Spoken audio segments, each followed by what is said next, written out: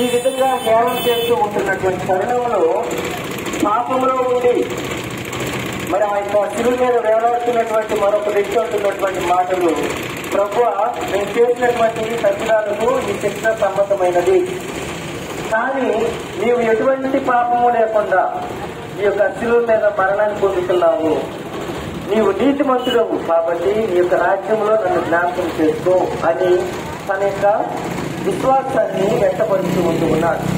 నా ద్వారా యేసుక్రీస్తు ప్రభువారు నేడే నీవు నాతో పరలోకంలో ఉంటావు అని వాగ్దానం చేస్తూ ఉన్నాడు.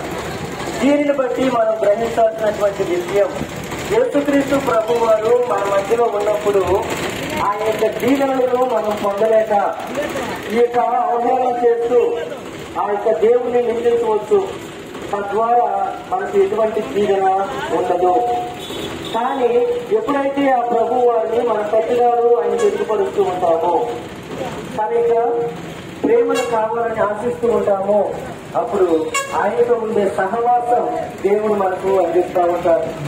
కాబట్టి ప్రియులారా, ఆనాటి ప్రజల వలె ఈ రోజు మనందరము ప్రభు వారిని నిందించే వారిగా ఉన్నామా, అంగీకరించే వారిగా ఉన్నామా? అంగీకరించినట్లయితే మన జీవితం చక్కబడుతుంది, దేవునితో సహవాసం చేసే భాగ్యం లభిస్తూ ఉంది.